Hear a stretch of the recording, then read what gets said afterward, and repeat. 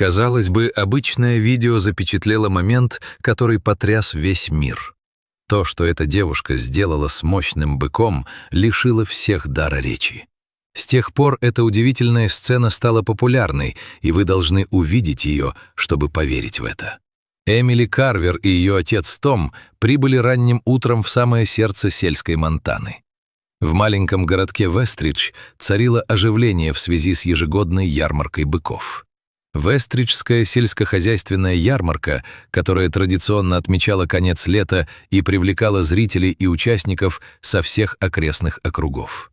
Эмили, 16-летняя девушка с каштановыми волосами и спокойной уверенностью, несвойственной ее возрасту, была в центре внимания в этом году, а благодаря своей глубокой привязанности к животным стала почти легендарной в местных кругах.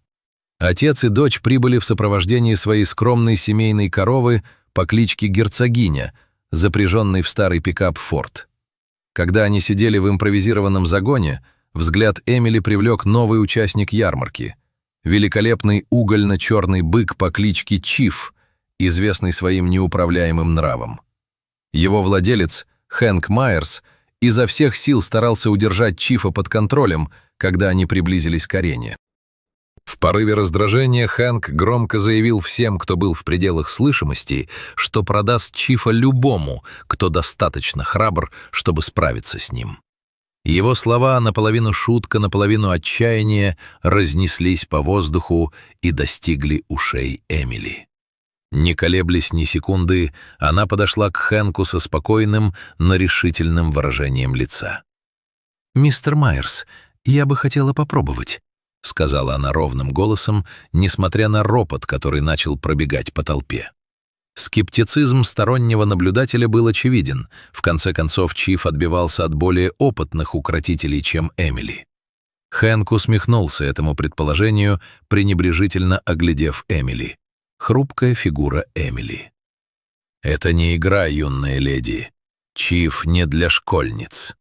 Неожиданно вмешался отец Эмили, который гордился способностями своей дочери, превозмогая свою обычную осторожность. «Дай ей попробовать, Хэнк. Если она может справиться с герцогиней, то справится и с твоим быком», — бросил вызов Том, ободряюще обнимая Эмили. Хэнк неохотно согласился, и когда Эмили приблизилась к Чифу, толпа затаила дыхание. Вместо того, чтобы немедленно пытаться его связать, Эмили долгое время просто стояла рядом с Чифом, протянув руку и позволяя ему понюхать ее запах. Ее необычное спокойствие и терпеливость по отношению к быку вызвали ропот любопытства. Неожиданный случай произошел, когда Эмили, вопреки всем ожиданиям, ловко запрыгнула Чифу на спину без седла. Толпа ахнула, когда Чиф встал на дыбы, молотя воздух своими ногами. Но Эмили не отпускала его, шепча ему на ухо так тихо, что только Чиф мог слышать ее голос. Постепенно его мышцы расслабились, а копыта мягко опустились на землю. Теперь уже верхом на Чифе Эмили повела его к главной площадке соревнований. Первоначальный скептицизм толпы сменился благоговейным трепетом, когда Чиф откликнулся на тонкие команды Эмили, выполняя сложные маневры по управлению, которые Хэнку никогда не удавались с ним. Все были шокированы, когда местный блогер, который вел прямую трансляцию ярмарки, запечатлел каждый момент выступления Эмили. Когда Эмили и Чиф танцевали вместе в неожиданной гармонии, видео разошлось по всем социальным сетям, набирая тысячи просмотров с каждой минутой. Когда Эмили спешилась, толпа разразилась аплодисментами не только за ее храбрость, но и за прекрасное взаимодействие, которое она продемонстрировала с таким сложным животным. Хэнк подошел к ней. На его лице недоверие смешивалось с вновь обретенным уважением. «Девочка, у тебя подарок», — неохотно признал он, протягивая ей руку. Поворот был раскрыт, когда телефон Эмили зазвонил с уведомлением о прямой трансляции.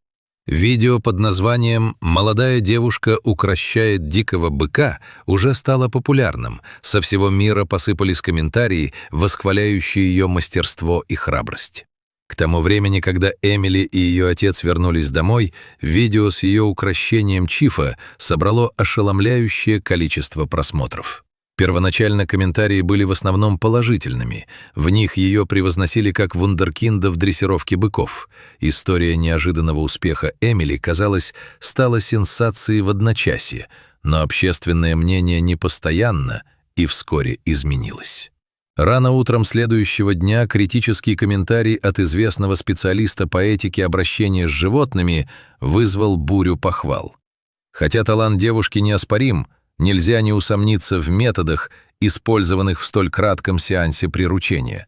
Это не магия, это либо подстава, либо потенциально опасная тренировка, превращенная в спектакль. Этот комментарий посеял сомнения и вызвал бурную дискуссию в социальных сетях.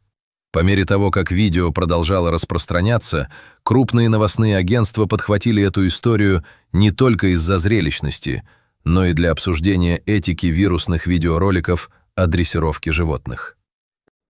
Они пригласили экспертов, чтобы обсудить потенциальный стресс и долгосрочные последствия для быков, подвергшихся внезапной славе и интенсивным тренировкам. Эмили с замиранием сердца наблюдала, как ее триумф превратился в скандал. Тем временем школьная жизнь Эмили осложнилась. Шепот преследовал ее, когда она шла по коридорам. Некоторые одноклассники боготворили ее новообретенную славу, другие возмущались этим. Группа студентов даже организовала петицию с требованием, чтобы она продемонстрировала свои методы обучения вживую, чтобы развеять все сомнения в их законности. Затем у нее появился неожиданный союзник. Известный тренер по работе с животными из соседнего штата обратился к Эмили, предложив поддержку и руководство. Он выразил уверенность в ее способностях и пригласил ее к себе на ранчо, чтобы обучиться передовым, гуманным методам дрессировки, которые помогут развить ее природный талант и, возможно, доказать неправоту ее критиков. В разгар этой суматохи Эмили получила анонимное электронное письмо с видеообращением. Это была подборка ее воспоминаний о времени, проведенном с животными за эти годы, прекрасно отредактированная, чтобы показать ее нежный подход и позитивные изменения, происходящие с ними. Видео заканчивалось посланием. «Истинный талант проявляется в противоречиях. Продолжайте доказывать, что они неправы». Воодушевленная, но настороженная, Эмили поняла, что ее путь вот-вот примет более серьезный оборот. Ей нужно было выбрать – уйти от внимания общественности или принять его и использовать свою платформу для пропаганды этичного воспитания животных. При поддержке своей семьи она объявила о проведении демонстрации в прямом эфире, чтобы прояснить противоречия. Мероприятие планировалось транслировать по всему миру, что еще больше подогрело интерес к ее истории. Когда начались приготовления, местная группа по защите прав животных объявила, что они посетят демонстрацию, чтобы убедиться, что методы Эмили были прозрачными и гуманными. Их присутствие обещало дополнительное давление, но также давало Эмили возможность продемонстрировать свою искреннюю заботу и опыт на более широкой сцене. За несколько дней до мероприятия, во время обычной тренировки, Чиф, бык, которого она славно приручила, неожиданно разволновался, чем сбил Эмили с толку. Инцидент, запечатленный камерой ее отца, просочился в интернет перед демонстрацией, что еще больше поставило под сомнение ее способности и вновь вызвало опасения по поводу того, как она справляется с быками. Несмотря на растущий скептицизм, наставник Эмили, известный тренер, который обратился к ней ранее, неожиданно прибыл на их ранчо. Его неожиданное появление принесло не только поддержку, но и богатство знаний. Он тесно сотрудничал с Эмили, совершенствуя ее методы и морально готовя к предстоящим испытаниям.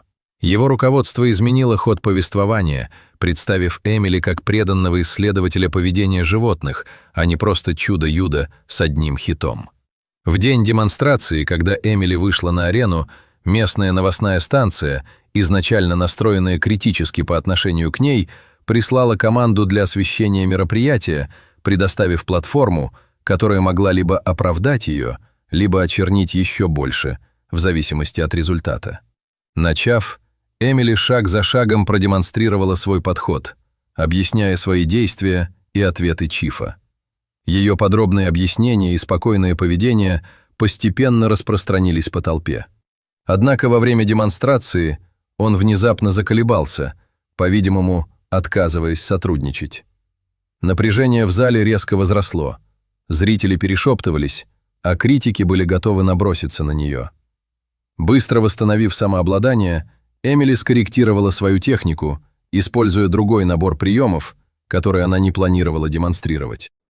Спонтанная адаптация не только сработала, но и произвела впечатление на аудиторию, продемонстрировав ее гибкость и глубокое понимание психологии быков.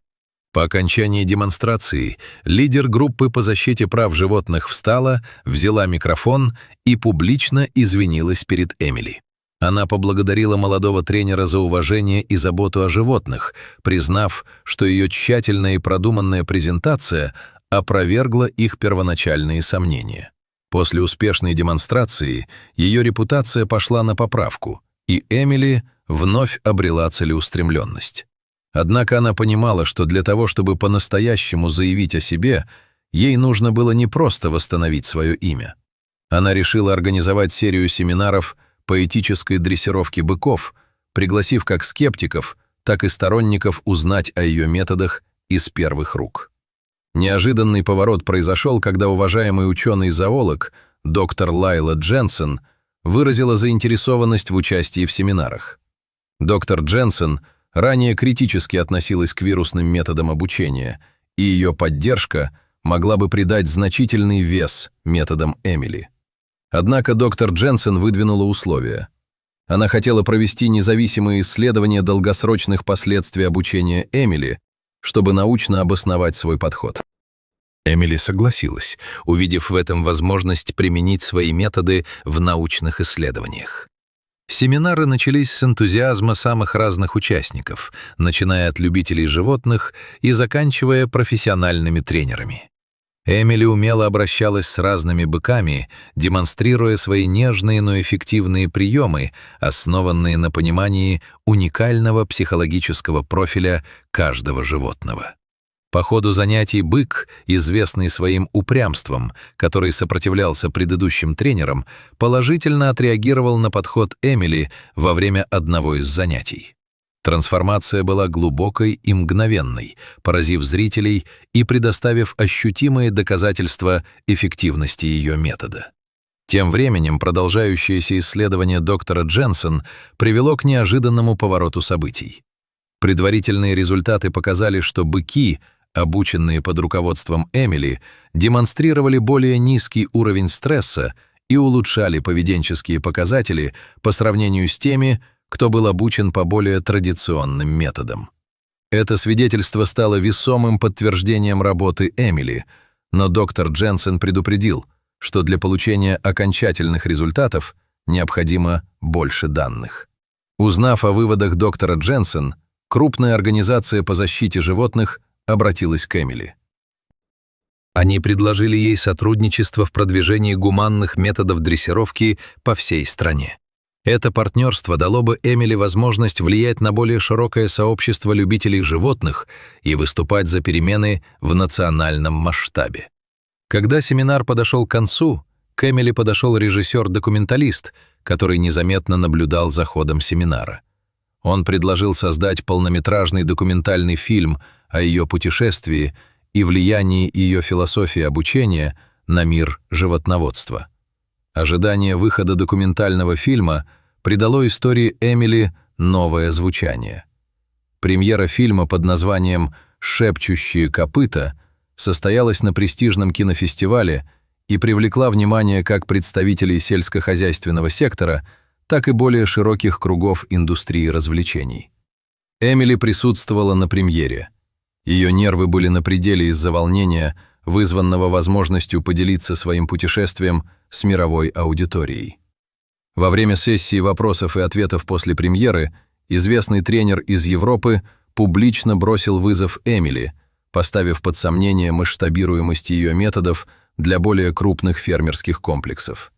Его скептицизм вызвал бурную дискуссию среди аудитории, разделив мнения и вызвав шумиху в средствах массовой информации.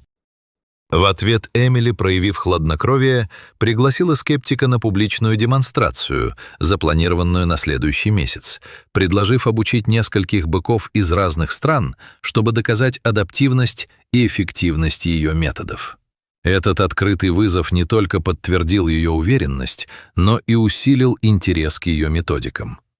Пока Эмили готовилась к этой масштабной демонстрации, один из ведущих журналов предложил осветить мероприятие и взять у нее интервью.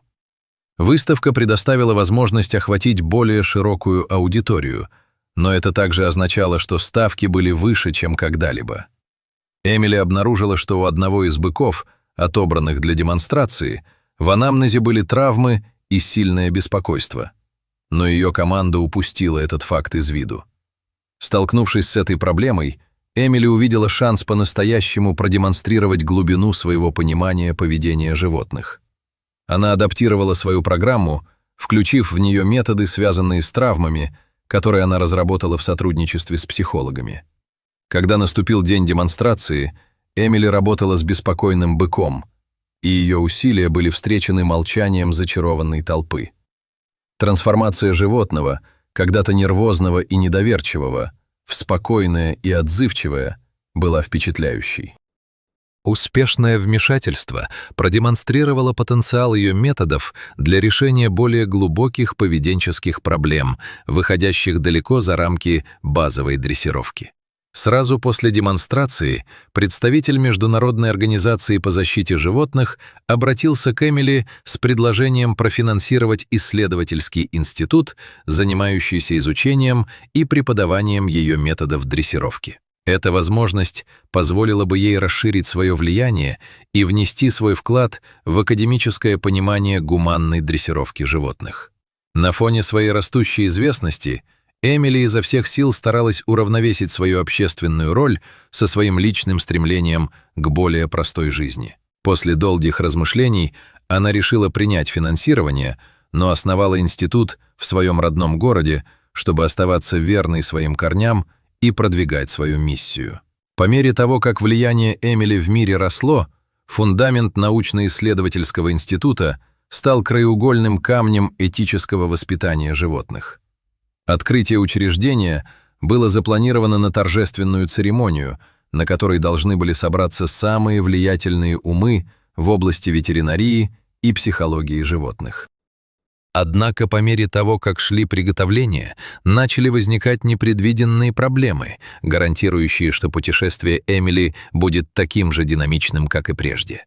Всего за несколько недель до открытия института крупный благотворитель неожиданно отозвал свое финансирование, сославшись на экономический спад. Этот финансовый кризис грозил отложить открытие на неопределенный срок. Однако Эмили это не смутило. Она запустила краудфандинговую кампанию, поделившись своим видением с общественностью, и была ошеломлена всеобщей поддержкой.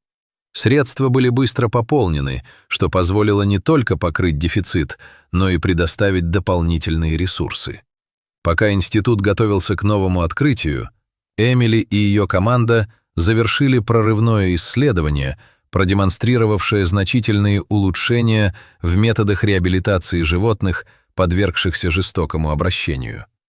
Исследование было принято к публикации в престижном научном журнале, что свидетельствует о потенциальном влиянии института на благополучие животных и методологии их дрессировки. Во время живой демонстрации на церемонии открытия института был показан бык, которого Эмили лично реабилитировала в течение нескольких месяцев. Он продемонстрировал невероятный прогресс, впервые выступая перед аудиторией без признаков беспокойства. Эта живая история успеха наглядно продемонстрировала миссию и возможности института, обеспечив дальнейшую академическую и финансовую поддержку со стороны различных организаций. Однако с ростом популярности института Эмили столкнулась с растущим давлением, требующим повторить ее успех в более широком масштабе и в различных условиях. Критики сомневались, что ее методы могут быть универсально применены во всех сценариях обучения. В ответ Эмили инициировала серию совместных проектов с международными учебными центрами, чтобы адаптировать и и протестировать свои методы в различных условиях, стремясь создать универсально применимую модель обучения. Во время регулярного обзора программ института Эмили осознала потенциал распространения своих методов не только на крупный рогатый скот, но и на другие виды животных. Вдохновленная, она начала создавать новое подразделение в институте, ориентированное на более широкое применение ее принципов гуманного обучения. По мере того, как росла репутация Эмили, ее методы привлекали внимание не только тренеров, но и специалистов за пределами сельскохозяйственных кругов. Признавая ее уникальный подход к поведению животных, ведущее зоологическое общество обратилось к Эмили с новаторским предложением. Они пригласили ее применить свои методы в пилотной программе, направленной на реабилитацию спасенных диких животных, особенно тех, которые пострадали в результате незаконного браконьерства и торговли ими. Поначалу Эмили колебалась, но потом увидела в этом возможность проверить универсальность своих методов. Она согласилась возглавить команду, которой было поручено реабилитировать группу травмированных слонов, спасенных от браконьеров в Африке. Проект был сложным из-за размера слонов, их интеллекта и глубоких психологических травм, которые они несли с собой. Эмили отправилась в заповедник дикой природы в Кении, окунувшись в совершенно новую среду, где ставки были значительно выше. Во время своего пребывания в Кении Эмили познакомилась с доктором Самирой Мванги, ветеринаром, которая поначалу скептически отнеслась к методам Эмили, опасаясь, что они могут чрезмерно упростить решение сложных проблем. Однако, увидев уважительный и терпеливый подход Эмили к слонам, Самира стала важным союзником, предоставляя научные знания, которые улучшали интуитивные методы Эмили, сочетая традиционные знания с современной наукой. Как только со слонами наметился прогресс, заповедник столкнулся с серьезной угрозой со стороны браконьеров, пытавшихся саботировать проект, опасаясь, что успех может привести к ужесточению законов о борьбе с браконьерством. Однажды ночью произошло проникновение, но благодаря новым мерам безопасности, принятым по предложению Эмили, попытка была пресечена. Однако этот инцидент привел команду в состояние повышенной готовности и бросил тень на безопасность святилища. Новости о попытке саботажа и успехе программы реабилитации привлекли внимание международных СМИ. История Эмили теперь была не только о дрессировке быков, но и о ее более широкой борьбе с преступлениями против дикой природы. Ее работа привела к приглашению выступить в Организации Объединенных Наций, где она выступала за глобальную политику защиты дикой природы и делилась своими идеями по реабилитации животных. Вдохновленная своим опытом работы на глобальной платформе, Эмили решила расширить сферу деятельности своего института, создав отделение, занимающееся восстановлением дикой природы. Она запустила образовательную программу, направленную на обучение защитников природы по всему миру своим методом с помощью технологии виртуальной реальности, которая имитирует различные сценарии дикой природы. Эта инициатива не только распространила ее влияние, но и установила новый стандарт ухода за животными и их реабилитации по всему миру. Через 6 месяцев после создания программы реабилитации диких животных к Эмили обратилось Международное природоохранное агентство с необычной просьбой. Им понадобилась ее помощь с небольшой группой серых волков, которых перевезли в национальный парк на северо-западе Тихого океана. Эти волки, имеющие решающее значение для экологического равновесия, проявили неожиданные признаки агрессии и стресса, что потенциально поставило под угрозу программу реинтродукции. Несмотря на ее огромный опыт общения с домашними и полудикими животными, волки стали для Эмили новым испытанием. Их дикая природа и критическое отношение общественности к программе реинтродукции еще больше усложнили ситуацию.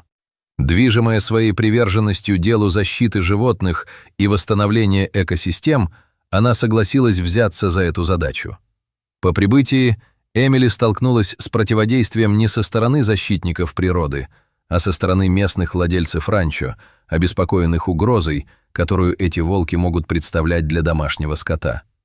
Ее присутствие и намерения были неправильно поняты, что привело к конфронтации, которая грозила сорвать проект еще до его начала.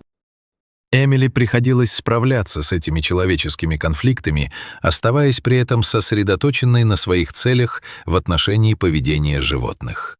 Чтобы лучше понять поведение волка, не прибегая к навязчивым мерам, Эмили сотрудничала с технологическим стартапом, специализирующимся на мониторинге дикой природы с помощью неинвазивных дронов и анализа с помощью искусственного интеллекта. Эта технология позволила получить беспрецедентное представление о социальной структуре волка и причинах, вызывающих стресс, что позволило Эмили адаптировать свой подход более эффективно, чем когда-либо прежде. Когда ситуация с владельцами ранчо обострилась, вновь появилось знакомое лицо, предложившее поддержку. Доктор Самира Мванги, ныне уважаемый деятель в области охраны дикой природы. Самира использовала свое влияние и опыт, чтобы стать посредником между Эмили и владельцами ранчо, организуя общественные собрания, чтобы рассказать им об экологических преимуществах волков.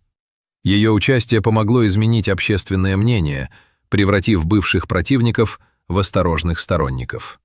Настоящий поворотный момент наступил, когда ранее агрессивный и изолированный молодой волк начал проявлять признаки интеграции в стаю после пересмотра подхода Эмили, основанного на ее наблюдениях с помощью беспилотника. Этот успех был зафиксирован в прямом эфире и широко распространен, демонстрируя положительное влияние программы реинтродукции не только на волков, но и на экосистему в целом. Это публичное признание значительно повысило поддержку методов Эмили в рамках всего проекта. Спасибо, что присоединились к нам в этом невероятном путешествии. Нам не терпится услышать вашу реакцию на это удивительное видео. Подождите, пока вы не увидите, что девушка сделала с быком. Не забудьте поставить лайк и подписаться на канал, чтобы получать больше интересного контента.